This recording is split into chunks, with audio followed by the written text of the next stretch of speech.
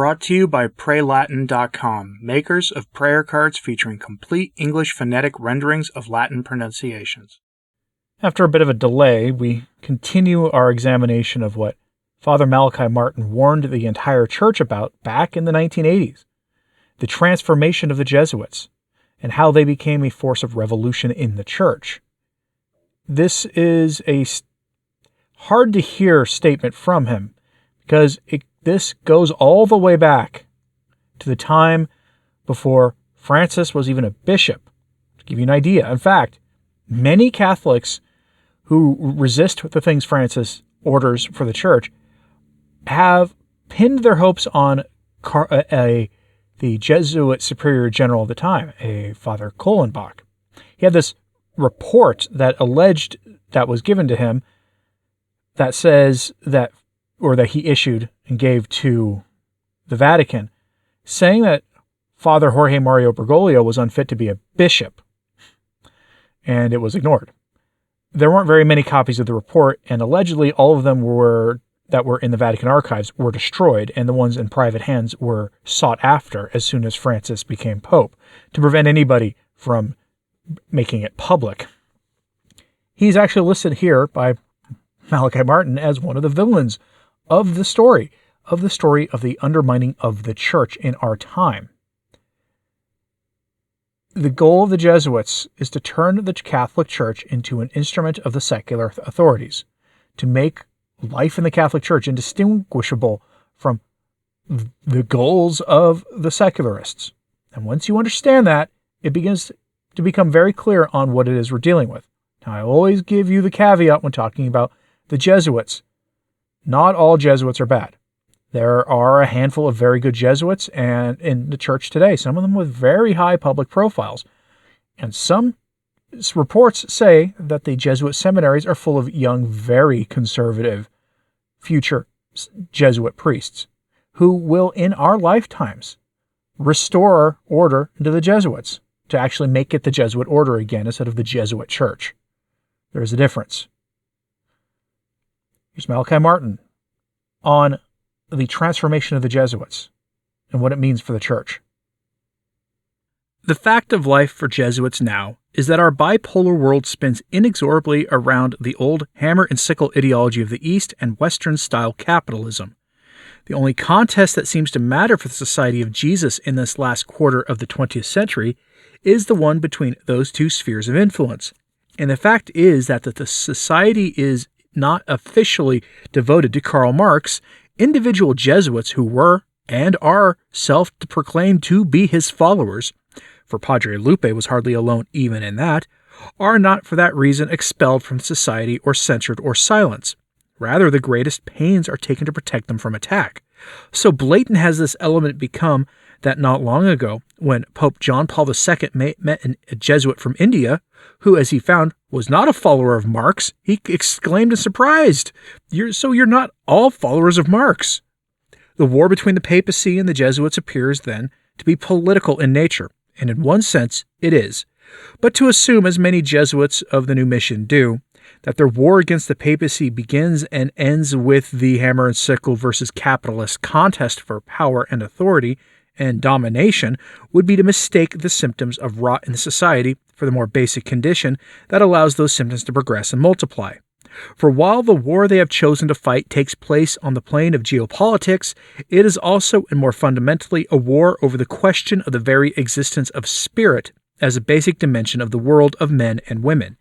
It is about the supernatural as the element that makes each of us human and that defines our existence and our world. At this level, the new Jesuit concepts concerning authority in the church and the church's purpose in the world represent a turnabout of the profoundest nature. For the Society of Jesus, the ultimate authority for belief and morality is no longer in the Roman Catholic Church with its papacy and its worldwide hierarchy, but in the quote-unquote people of God. The results of that exchange are that to date there is not one major dogma or one capital moral law of Roman Catholicism that has not been both challenged and denied by individual Jesuits, beginning with Jesuits of the highest rank and the most honored stature. They have been imitated and joined by myriad groups, both Catholic and non-Catholic, with most diverse reasons for championing this new church, the people of God, over the Roman Catholic hierarchic church. But it is they, the Jesuits, who blaze the trail, who have set the highest and the most consistent examples in this changed attitude about the Roman pontiff and Rome's defined dogmas. The theologian teacher in this war, and the third name on that arc of the new Jesuit endeavor, is the man accepted and celebrated as the greatest Jesuit theologian in 100 years, Karl Rahner, S.J. Rahner spent a lifetime of effort, carefully at first but more and more stridently as time went on, to change Catholic belief. While Rahner did not work in lonely fields, his stature, his uncaring boldness, and his success mark him as the leader in what can be aptly described as the wolf pack of Catholic theologians, who since 1965 have lacerated and shredded not merely the flanks but the very substance of Catholicism. Rahner was different from his fellow Jesuit James Carney, as cold is from heat. The contrast between the two men is the best illustration of the old saying that an idea may light a blazing inferno in the hearts of some men, but it explodes in the brains of others. While Carney was an impulsive and passionate doer, Rahner was the musing, reflective, deadpan intellectual. Where Carney could write illogically but emotionally to justify his actions in the eyes of his family, and then count on their love alone to accept him as he was, Rahner wrote and lectured and conversed with subtle logic and passionless mind to unlimber the dearest held tenets of faith in the minds of his readers and listeners. Carney railed at injustice, revolted against oppression, cried out painfully over human history. His driving force and his implements were not only those of this world, but his profound compassion, his wrath at injustice, and his congenital refusal to make the slightest compromise. It was his heart in overwhelming agony that guided his judgment. Rahner, on the other hand, trained the heavy artillery of his logic, and his vast reputation as a theologian on the sacrosanct authority of popes. He chose the long-accepted, immemorial formulas of belief as his targets. He had other weapons than Carney did at his disposal, the keenest of minds, a truly encyclopedic knowledge, an ever-ready and acerbic humor, and an indomitable arrogance of intellect. "I will not suffer injustice," was Carney's cry. "I will not serve," was Rahner's. At a critical and painful moment in the modern history of the papacy, Rahner refused point-blank to defend either Catholic teaching on artificial barriers to having children or the pontiff who asked Jesuits, as Pope's men, to help him in his desperation. It was the same with virtually all the other dogmas and rules of the Catholic Church which Rahner had sworn to uphold.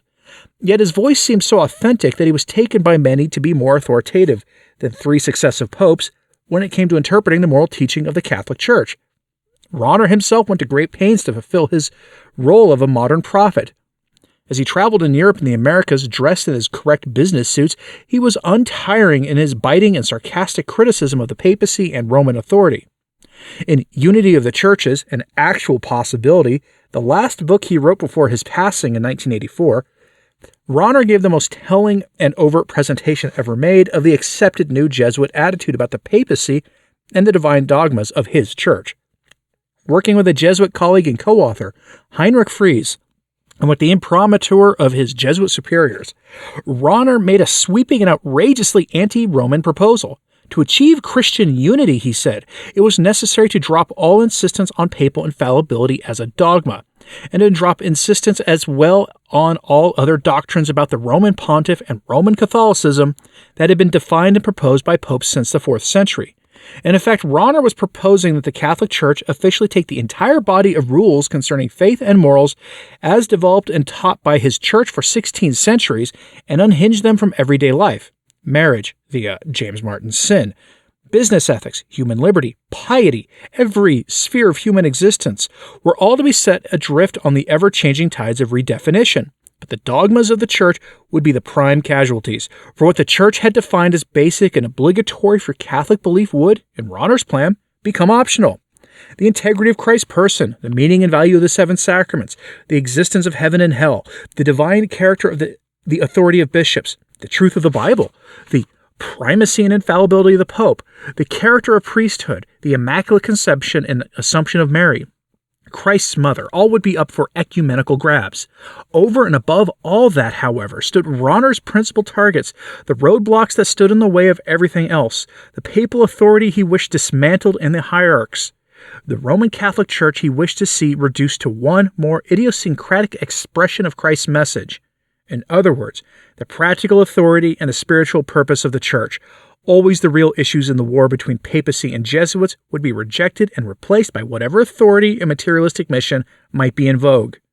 On the merely personal level, one must reasonably surmise a total failure of Catholic faith in Ronner, but it is less the condition of Ronner's soul that is at stake than the practical influence he and many other like-minded theologians have on life as it is lived in our world. To say that Ronner, and Fries as a secondary co-author, was only expressing the anti-papal sentiment that was very current among Catholic theologians by 1984 is not to tell the half of the ruin wreaked by him. Ronner, occupied in teaching theology at a prestigious Jesuit university for the major portion of his life, became over the years an icon of theological wisdom and good judgment for literally thousands who in their turn are now priests, professors, and writers with command and influence and renown of their own. Admittedly, such work seems to many to take place in ivory towers, but such men as Karl Ronner have helped mightily to mold the thinking and the mores of priests and bishops who are now engaged at every level of worldly matters in every part of the globe. And once they become convinced, even on a purely personal plane, that the Ronners in the Church are right and that the papacy is wrong, there is no chance at all that the conflict can remain theoretical.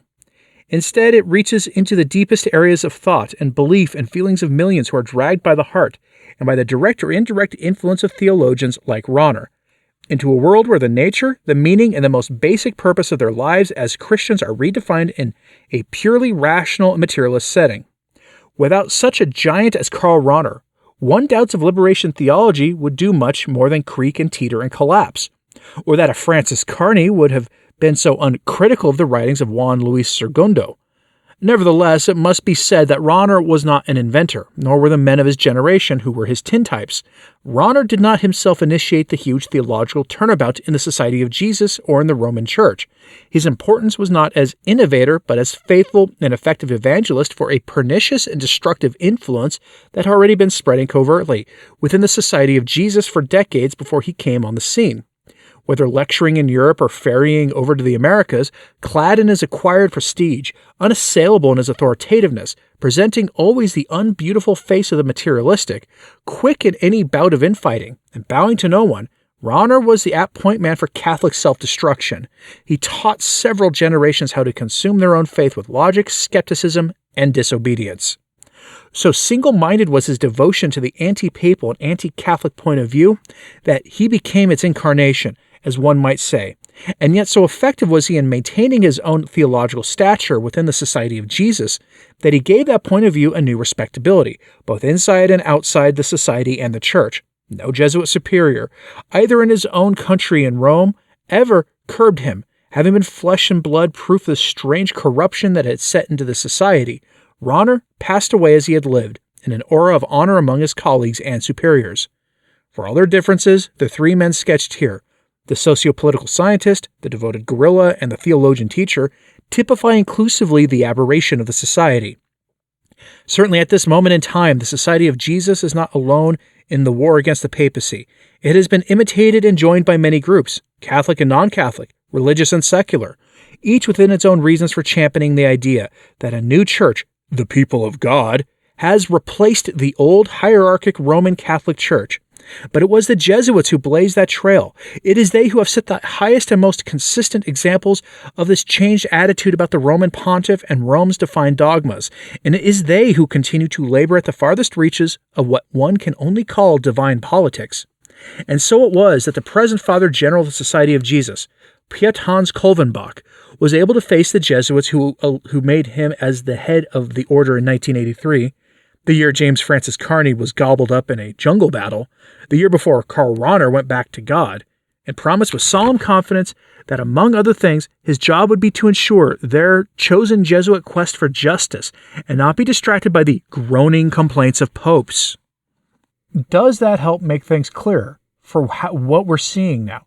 How much of the language they used and their ideas are now just commonly discussed at the Synod on Synodality, by Vatican officials appointed by this Jesuit Pope that is inflicting this post-conciliar Jesuit bizarre theology onto the entire church and trying to pass it off as Catholicism.